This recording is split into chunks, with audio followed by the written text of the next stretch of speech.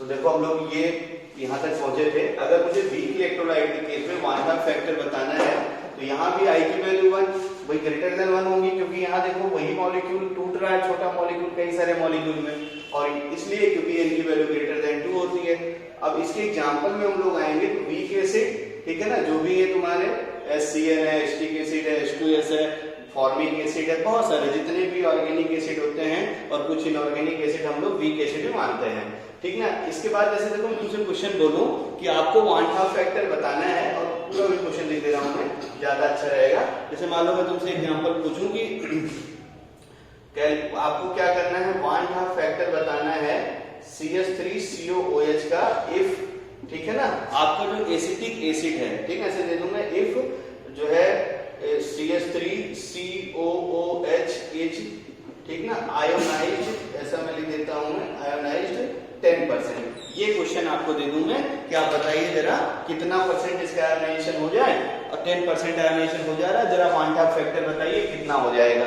तो अब देखो अपने पास फॉर्मूला है ना, आई की वैल्यू आप अच्छे से याद रखो 1 + n-1 इंटू क्या हो गया अल्फा।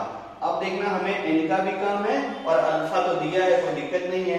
अल्फा देखो ध्यान से कितना परसेंट आयोनाइजेशन दे रखा है, 10%, तो अल्फा की वैल्यू कितनी हो गई, यानी 10/100, ठीक ना, यानी कितना हो गया देखो 0.1, ठीक ना। अब n मिल जाए तो काम पता हो जाएगा अपना। अब देखो क्या है, जो एसिड है वो है CH3COOH, जैसे ही तुम एक्वस करो, एक्वस करे नहीं, ये देखो क्या हो जाएगा CH3CO- और क्या हो गया H+।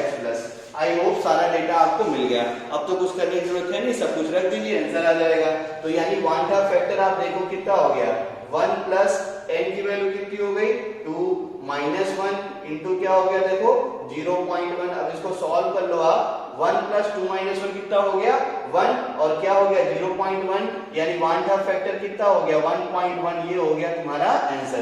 तो वन हाफ फैक्टर, ठीक है ना, कितना हो गया तुम्हारा 1.1, इसमें कोई दिक्कत नहीं होगी। और आप देखो जरा ध्यान से, इसकी वैल्यू ग्रेटर देन 1 है, यानी आपने सही कैलकुलेशन किया है, कोई प्रॉब्लम नहीं है, ठीक है ना। तो ये हो गया तुम्हारा देखो वन हाफ फैक्टर निकालने का तरीका। वीक एसिड के केस में जो है, स्ट्रॉन्ग एसिड के केस में, स्ट्रॉन्ग बेस के केस में, और सॉल्ट अगर स्ट्रॉन्ग एसिड और स्ट्रॉन्ग बेस का है तब, ठीक है ना। कुछ चीजें और हैं जो आपको और अच्छे से दिमाग में रखे रहनी है, ठीक ना। जैसे देखो मैं तुमसे बोलूं कि जो है आपका जो आपका वीक एसिड है, जो तुम्हारा वीक बेस है, उन सबके केस में वन हाफ फैक्टर ऐसे निकालना है। अब एक क्वेश्चन मैं जो बोल दूं तुमसे, आपसे बोलूं मैं वन हाफ फैक्टर बताओ, ठीक ना, और जबकि जो आपका H2SO4 के लिए मैं बोल दूं, ठीक ना। दूसरा एग्जांपल, इस पहला एग्जांपल हो गया। दूसरा एग्जांपल मैं आपसे बोलूं कि आपको वन हाफ फैक्टर बताना है, और वन हाफ फैक्टर बताना है H2SO4 का। किसका बताना है, सल्फ्यूरिक एसिड का, ठीक ना। क्वेश्चन ऐसे मैं दे रहा हूं, आपको वन हाफ फैक्टर बताना है H2SO4 का, ठीक ना। कितना हो जाएगा ये क्वेश्चन मार्क है। इफ आपको दे दूं मैं H2SO4 इज आयोनाइज्ड, इसका मैं क्वेश्चन लिख दे रहा हूं, आयोनाइज्ड 95%, ठीक है ना। ऐसे क्वेश्चन आपको दे दूं कि आप जो है H2SO4 का डिग्री ऑफ आयोनाइजेशन दे दिया हमने 95% है, और आप बताइए जरा इसका वन हाफ फैक्टर कितना हो जाएगा। तो अब देखो मैं पहले भी यहां बोला था कि आपको भले ये देखो स्ट्रॉन्ग एसिड है, लेकिन अगर इसने ये दे दिया कितने परसेंट ही आयोनाइजेशन होता, तो लिमिटेड एक्सटेंट में आयोनाइजेशन हो गया। तो जब भी लिमिटेड एक्सटेंट में आयोनाइजेशन दिया रहे, तो भले वो स्ट्रॉन्ग एसिड है, लेकिन उसको स्ट्रॉन्ग एसिड हम लोग मानेंगे नहीं, ठीक है ना। तो यानी फिर इसका वन हाफ फैक्टर, तो सबसे पहला काम करेंगे क्या भाई, हमें H2SO4 का डिसोसिएशन पता होना चाहिए। जैसे इक्वल्स करोगे तो HH पता है, क्या मिल जाएगा 2H+, और प्लस क्या मिल जाएगा SO4 पे 2-। अब मैं यहाँ पे अगर n लिखूं तो 2 यहाँ पे 1 यहाँ पे, n की वैल्यू कितनी हो गई 3। वन हाफ फैक्टर I का फार्मूला 1 + n-1 इंटू अल्फा, ये है आपका वन हाफ फैक्टर का फार्मूला। अल्फा की वैल्यू देखो 95%, तो 95% मतलब क्या हो गया 95/100। सॉल्व अगर कर दूं मैं तो कितना हो गया बोलो 0. ठीक है ना 95, यानी ये अपना क्या हो गया तुम्हारा 0.95 अल्फा हो गया, और n की वैल्यू पता चल गई। तो मैं सारा डेटा रख के अगर सॉल्व कर दूं तो देखो आंसर आ जाएगा। i की वैल्यू देखो क्या हो गया 1 + n-1 यानी 3 - 1, और अल्फा की वैल्यू कितनी है 0.95। थोड़ा और सॉल्व कर लिया जाए, 1 + 2 इंटू कितना हो गया 0.95 मल्टीप्लाई कर लो 1 प्लस, ठीक है ना, ये बोलो कितना हो जाएगा 10 और ये कितना हो जाएगा तुम्हारा 9 है ना, तो यानी कितना हो गया तुम्हारा देखो 2.90, ये आपका 1/2 फैक्टर आ गया किसके लिए, H2SO4 के लिए। तो आई होप यहाँ तक आपको बहुत अच्छे से क्लियर हो गया होगा, ठीक है ना। अब अगला केस हम लोग पढ़ते हैं, जैसे मान लो तुम्हारे पास स्ट्रॉन्ग इलेक्ट्रोलाइट का हो गया, वीक इलेक्ट्रोलाइट का हो गया। अगला केस हम लोग पढ़ते हैं 1/2 फैक्टर निकालना, अगर जो भी सब्सटेंस है तुम्हारा वो नॉन इलेक्ट्रोलाइट हो तब बताएं 1/2 फैक्टर कितना हो जाएगा। तो अगला केस, अब सब ये डिसोसिएशन मानते हैं, हर बार याद रखते रहना। तो अगला केस है अपने पास, ठीक ना, जैसे कि हमें मान लो नॉन इलेक्ट्रोलाइट के लिए आपको 1/2 फैक्टर बताना है, तो नॉन इलेक्ट्रोलाइट का 1/2 फैक्टर कैसे आप निकालेंगे इसकी कहानी यहाँ पे देखिएगा, ठीक है ना। तो नॉन इलेक्ट्रोलाइट के केस में हमेशा याद रखो कि जो अल्फा होता है, अल्फा की वैल्यू होती है 0, ठीक है ना। मतलब जितने भी नॉन इलेक्ट्रोलाइट हमने पढ़ा भी है कि भाई वो एक्वस मीडियम में डिसोसिएट होते ही नहीं या आयोनाइज होते ही नहीं है, तो अल्फा की वैल्यू क्या हो गई 0। क्यों हो गया 0? बिकॉज इट्स नॉट आयोनाइज्ड, मतलब ये आपके आयोनाइज नहीं होते हैं, इट्स नॉट आयोनाइज्ड। तो जो तुम्हारा, ठीक ना, नॉन इलेक्ट्रोलाइट है वो आयोनाइज्ड नहीं होता है, ठीक है ना। अब अगर अल्फा 0 हो गया तो आप देखो जरा ध्यान से, सबके केस में आई की वैल्यू किसके बराबर हो गई 1 के बराबर, क्योंकि ये टर्म क्या हो गया 0, तो आई की वैल्यू किसके बराबर हो गई 1 के बराबर। और हमेशा याद रखो इस केस में होता क्या है कि अब अगर आई का फार्मूला और देखो ध्यान से, तो क्या होता है मॉलिक्यूलर वेट थ्योरेटिकल और डिवाइडेड बाय क्या होता है मॉलिक्यूलर वेट ऑब्जर्व। अब नॉन इलेक्ट्रोलाइट के केस में आई की वैल्यू क्या हो गई 1, तो इस केस में देखना ध्यान से क्या होता है तुम्हारा जो थ्योरेटिकल मॉलिक्यूलर वेट है और जो ऑब्जर्व मॉलिक्यूलर वेट है, ये दोनों सेम आते हैं किसके लिए, बोलो नॉन इलेक्ट्रोलाइट के लिए। बाकी जो आपका इलेक्ट्रोलाइट है यानी जो आपका स्ट्रॉन्ग बेस है, इनके सबके केस में कभी भी ये दोनों आपस में सेम नहीं आता है, सेम किसके केस में आता है नॉन इलेक्ट्रोलाइट के केस में, ठीक ना। जैसे देखो एग्जांपल हम लोग बोलते हैं, है ना, तो एग्जांपल में सबसे पहले बहुत सारा क्वेश्चन बनता है यूरिया से, ठीक है ना। और देखिए ध्यान से, और क्या हो गया तुम्हारा ग्लूकोज, ठीक है ना, और क्या हो गया तुम्हारा देखो सुक्रोज, इस टाइप के जो भी आपके बायोमोलिक्यूल हैं, ठीक है ना, ये सब क्या होते हैं, ठीक है, ये जो भी लिख देता हूं मैं, और एंड मोस्टली सॉल्युबल, ऐसे लिख दिया जाए मोस्टली सॉल्युबल, ठीक है ना, मोस्टली सॉल्युबल। अच्छा तुम्हें देखो आयनिक इक्विलिब्रियम में ये भी बताया था कि आपके जो कंपाउंड होते हैं आयनाइज्ड होते हैं, ठीक है ना, या डिसोसिएट होते हैं, और फिर आपको बताया था कि कौन सा सॉल्युबल होता है, कौन सा हाइड्रोलाइज्ड होता है और कौन सा सॉल्युबल होता है। याद आया होगा, एक बार पन्ने पलट के आयनिक इक्विलिब्रियम पे थोड़े से रिवाइज कर लीजिएगा शुरुआत के 2-3 पेज। तो जो भी तुम्हारा मोस्टली सॉल्युबल होता है, मोस्टली सॉल्युबल इन H2O, जो भी आपका सब्सटेंस यूरिया, सुक्रोज, ग्लूकोज, जो भी आपकी वाटर में सॉल्युबल होती है, ठीक है ना, ये सॉल्युबल इन H2O, ठीक है ना, या आप जो है और करके लिख देता हूं मैं ऑर्गेनिक सॉल्वेंट, है ना, ऑर्गेनिक कंपाउंड जो भी मैं बोल दे रहा हूं, तो ये तुम्हारे जो भी होते हैं ये सब क्या होते हैं जनरली ऑर्गेनिक कंपाउंड होते हैं। तो मतलब क्या होता है मोस्टली सॉल्युबल होते हैं वाटर में और जनरली क्या होते हैं ऑर्गेनिक कंपाउंड। इन सब को हम लोग क्या बोलते हैं, ये सब अपने क्या है नॉन इलेक्ट्रोलाइट, ठीक है ना। तो आई होप यहां तक आपको क्लियर हो गया होगा। एक क्वेश्चन और हम लोग करते हैं, बड़ा अच्छा क्वेश्चन है, आपको 1/2 फैक्टर बताना है। अभी देखिए डिसोसिएशन की कहानी चल रही है, ऐसे ही हम लोग केस पढ़ेंगे फॉर एसोसिएशन। तो डिसोसिएशन के केस में आपको 1/2 फैक्टर बताना है। जैसे मैं आपसे क्वेश्चन पूछूं कि आप जरा 1/2 फैक्टर बताइए मुझे इसका, ठीक ना, क्वेश्चन ऐसे लिख दे रहा हूं मैं, अच्छा क्वेश्चन है, जेईई का आया हुआ क्वेश्चन है, इसलिए थोड़ा अच्छे से सॉल्व करिएगा। आपको बताना है 1/2 फैक्टर, ठीक ना, सोडियम हाइड्रोजन सल्फाइड का कितना होगा, ठीक है ना। और आपको ये दे रखा है कि जो है जो सोडियम हाइड्रोक्साइड है इनिशियली टेकन 1 मोल, ऐसे तुम्हें दे रखा है इनिशियली टेकन, ठीक है ना, 1 मोल सोडियम हाइड्रोजन सल्फाइड, ये तुम्हें बताना है इसका 1/2 फैक्टर कितना हो जाएगा।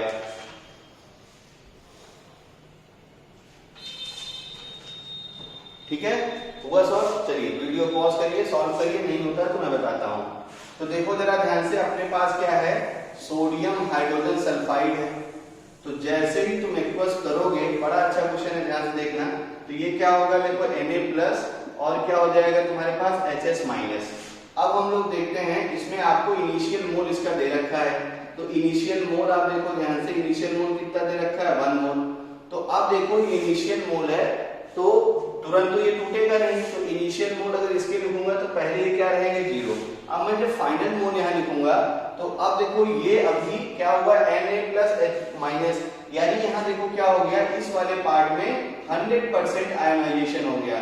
तो 100% आयोनाइज होने का मतलब ये हुआ कि जितना आपका रिएक्टेंट है उतना आपका रिएक्टेंट कन्वर्ट हो जाएगा प्रोडक्ट में, यानी 1 - 1 क्या हो गया 0। अब देखो 1 मोल से 1 मोल, तो यहाँ से जो 1 निकल रहा है, यहाँ से जो 1 निकल रहा है 1 मोल के लिए हमें निकालना रहेगा। देखो तो आपको बताया था यहाँ जो निकले इसे ध्यान रखो, तो 1 मोल से 1 मोल, तो यानी 1 मोल से ये भी कितना मिलेगा 1 मोल, और ये भी कितना मिल जाएगा 1 मोल। अब देखना ध्यान जो है कहानी बहुत अच्छे से, तो अगर तुम वांट ऑफ फैक्टर यहाँ लिखो तो वांट ऑफ फैक्टर क्या होता है final mole divided by initial मोल। तो आप क्या करेंगे, चलो प्रोडक्ट में मोल कितने हैं 0, रिएक्टेंट का है 1 एक प्रोडक्ट और 1 है एक प्रोडक्ट डिवाइडेड बाय इनिशियल, और आप बोलेंगे कि आंसर आ गया 2। जी नहीं, ठीक है ना, ऐसा गलती से भी मत सोचिएगा कि इसका वांट ऑफ फैक्टर कितना आ जाएगा 2 आ जाएगा। क्यों? क्योंकि अगर ध्यान से देखो तुम बहुत अच्छे से, तो ये करना ही गलत हो गया। क्योंकि आप देखिए जरा ध्यान से, ये जो HS है, ठीक ना, ये देखो जो हाइड्रोजन सल्फाइड है अभी ये फिर से आयोनाइज हो सकता है, क्योंकि तुम्हें अच्छे से पता है कि सल्फर पे जो -2 है ना ये सबसे स्टेबल रहता है। बात क्लियर हो गई होगी। तो जब भी आप याद करो कि कभी भी ऐसा कोई इलेक्ट्रोलाइट है जो ऐसे टूटता हो और बाद में कोई एनायनिक पार्ट या केटायनिक पार्ट फिर से कैपेबल हो टूटने के लिए, तो उसको हम लोग वहां से तोड़ के जो है आपका डिग्री ऑफ डिसोसिएशन निकाला करते थे। तो वही हाल यहाँ भी करना है। तो अब क्या होगा देखो ध्यान से, फर्दर यहाँ ध्यान में रखे रहना। अब ये जो HS है ना, ये HS क्या होगा, ये फर्दर टूटेगा। तो यहाँ से फिर से मैं लिख दे रहा हूँ, जो HS माइनस है ना ये फर्दर, क्योंकि पानी में तो अवेलेबल है ही, ये तुरंत फिर से पानी में टूट जाएगा H, और इस पे क्या आ जाएगा -2। तो अब देखना ध्यान से, अब इसका जो इनिशियल मोल है वो हम लोग कितना लेंगे 1, ये कितना हो गया 0, ये कितना हो गया 0। अब हम लोग इसका जब फाइनल मोल लिखेंगे तो अब देखो ध्यान से, यहाँ पे देखना, अब ये वीक एसिड वाला जैसा काम कर रहा है, तो ये क्या हो जाएगा लिमिटेड आयोनाइजेशन होगा, यहाँ पे लिमिटेड आयोनाइजेशन। तो जब भी ऐसा पार्ट बन जाए तो तुम याद रखे रहना कि भाई इसको भी ध्यान में रखे रहना है। तो लिमिटेड आयोनाइजेशन है, तो यहाँ जूम कर लेते हैं, let degree of ionization equal to alpha, ठीक ना, हमने इसको मान लिया। तो अब फाइनल मोल लिखूंगा तो 1 से निकलेगा अल्फा, 1 है भी तो 1 से कितना निकलेगा अल्फा। जो यहाँ निकल रहा है इसको हाईलाइट कर लेते हैं, 1 मोल से 1 मोल, ठीक है ना, तो अल्फा से भी कितना मिलेगा अल्फा, 1 मोल से 1 मोल -2, तो अल्फा से भी कितना मिलेगा अल्फा, ठीक है ना, मजा आया ना। तो अब देखो वांट ऑफ फैक्टर मुझे बताना है इस क्वेश्चन में कितना आएगा। तो अब हम लोग फिर से लिखते हैं जरा ध्यान से। तो वांट ऑफ फैक्टर क्या होता है, कंटेनर में कितने फाइनली मोल हैं। तो अब देखो कंटेनर में मोल निकालते हैं, तो देखना ध्यान से, 1 मोल यहाँ बचा हुआ है, ये तो 0 हो गया है, और ये वाला देखो ध्यान से बच के कितना बचा हुआ है 1 - अल्फा, और कंटेनर में देखो ये कितना बचा है अल्फा, कितना बचा है अल्फा, और इनिशियली आपने कितना लिया है 1। बात क्लियर हो गई ना। तो अब देखो ध्यान से, कंटेनर में 1 मोल है N+, ठीक है ना, 1 - अल्फा है HS माइनस, H प्लस है अल्फा के बराबर, ठीक ना, और S -2 भी है अल्फा के बराबर, और पूरे का डिवीजन देखो इनिशियल मोल टेकन। अब इसको अगर आप सॉल्व कर लीजिए तो आप देखिए ध्यान से क्या होगा, ठीक है ना, खूब अच्छे से देखो, -अल्फा प्लस अल्फा, मतलब एक अल्फा तो कैंसिल हो गया, किसी को भी कैंसिल कर दो, ठीक है ना, और यहाँ से देखो 1 + 1 कितना हो गया 2, और ये क्या हो गया अल्फा डिवाइडेड बाई 1, ठीक है ना। तो यानी वांट ऑफ फैक्टर आपको मिल गया, वांट ऑफ फैक्टर कितना है 2 + अल्फा। जेई का आया हुआ क्वेश्चन है, अच्छे से इसके कॉन्सेप्ट को याद रखे रहिएगा। कुछ भी यहाँ पे आ जाए, जैसे HS माइनस आ गया, टूट गया, बाइसल्फाइड आ गया, तुम्हारे पास मान लो बाइकार्बोनेट आ गया, तो तुरंत देखो ये टूट जाएगा, ठीक है। मान लो उनसे बोलता है कि सोडियम बाइकार्बोनेट है, इसका बोल देता है इनिशियल मोल इतना है, जरा इसका वांट ऑफ फैक्टर बताओ। तो जब इसका पूछता है इसमें भी यही काम होता है। देखो पहले स्टेप में 100% आयोनाइजेशन Na प्लस और क्या हो गया SCO3 माइनस, ये हो गया 100% आयोनाइजेशन। अभी देखो ये स्टेबल है नहीं, तो ये क्या होगा, फिर से टूट जाएगा, फिर से टूटेगा तो H प्लस और क्या हो जाएगा CO3 पे -2। अब यहाँ से जो भी इसका मोल आएगा, यहाँ से जो दिया रहेगा, मान लो A मोल दिया था तो ये भी A मोल है, ये भी A मोल है। अब यहाँ पे लिमिटेड एक्सटेंट में है तो फाइनल मोल यहाँ से कितना हो जाएगा, A माइनस अल्फा, ये कितना बचेगा अल्फा, A अल्फा, और ये भी कितना बनेगा तुम्हारा A अल्फा, ठीक है ना। और बाकी आप प्रोसेस जानते ही हैं, final mole divided by initial मोल, तो यहाँ से आप पॉइंट ऑफ फैक्टर कैलकुलेट कर लेंगे। बहुत अच्छी प्रॉब्लम थी, आई होप यहाँ तक आपको समझ में आ गया होगा, ठीक है ना। तो पॉइंट ऑफ फैक्टर मतलब अगर आएगा तो बहुत सारे क्वेश्चन अच्छे अच्छे आपसे जल्दी जल्दी सॉल्व हो जाते हैं, ठीक है ना। तो यहाँ तक सबको क्लियर हो गया होगा। अब हम लोग पढ़ते हैं कि वांट ऑफ फैक्टर अगर हमें एसोसिएशन के केस में बताना है तब हम लोग कैसे वांट ऑफ फैक्टर को कैलकुलेट करते हैं। तो वीडियो के अगले पार्ट में हम लोग want of factor in case of association discuss करेंगे। Thank you.